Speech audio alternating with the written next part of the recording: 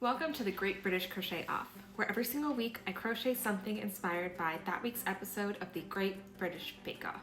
And this was Patisserie Week. As always, while I will not be discussing who left or who got Star Baker, I will be discussing the specific challenges that they did. So if you don't even want that level of spoiler, this is your opportunity to hit that bookmark button and save this post for after you've watched this week's episode. If you are a regular Bake Off watcher, then you'll know that Patisserie Week always comes at the same time, right almost at the end. So this is our second to last episode of Bake Off, which is a pretty sad time. But let's get to the challenges. Guys, this pronunciation is going to be rough. I took Japanese in high school. I did not take French, so sorry. This week we had a batch of financiers. The technical was a tarte aux pommes, or a apple tart. And for the showstopper, you had an Italian millefeuille cake. Again, I don't want to hear the pronunciation. I'm just trying to get by. While they all looked scrumptious and fun, there was one bake that allowed me to make an item that was on my bake-off list. I knew at some point that I'd be able to make this particular item into a bake just because eventually the ingredients would all work out.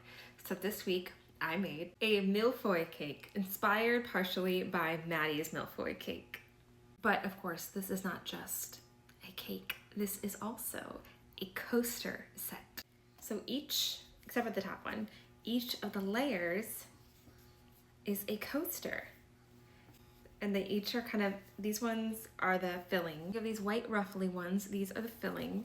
And then these are the actual puff pastry, and each one of them is individually designed with some little flowers and berries and leaves.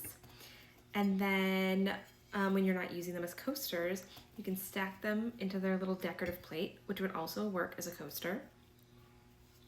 And they look like a little pastry cake, puff pastry cake that's all sandwiched with delicious cream. I had thought I'd be making coasters during biscuit week because I assumed there'd be some kind of biscuit that would work as a stacking contraption. And every single week I was kind of like, can that be a coaster set? No. But then as soon as I saw these cakes, I was like, that's our coaster set. And I made all of these flowers kind of in the style of the flowers and fruits that he put on top, but I was a little apprehensive about crocheting the peaches just because I wanted this to remain a G-rated bake. This will be perfect for our little coffee mugs to protect them from slamming down on the table, and also I'm fine with these getting a couple of stains on them. Also for cans of sparkling water, keep the can sweat from getting all over the table. And this one even works for my favorite mug, which is a little, especially at the bottom, kind of large and oversized. I'm really glad I finally got to check this one off my list because I would have been disappointed if I hadn't found an excuse to make the coaster set that I've been wanting to make, quite frankly, for a few months now. And of course, while I stand by my promise of never discussing the baker who left, or at least maybe not into the finale, that one did hit me particularly hard, so there may be another Bake Off doll of this week's leaving baker coming soon, because I had really hoped that they would make it to the final and I would have an excuse to make a Bake Off doll for them, so I'm just making my own excuse. So maybe stay tuned for that. So I will see you guys next week for the finale. What do you think the challenges are going to be? And obviously when this ends, I won't have Bake Off again until next year in September probably.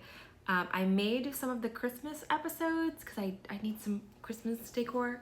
Clearly, I still don't even have it out yet in Shea Yarn here. So if you want to see some Christmas episodes, let me know. Or if you want me to take on any of the other seasons or episodes, let me know. And I will see you next week for the finale.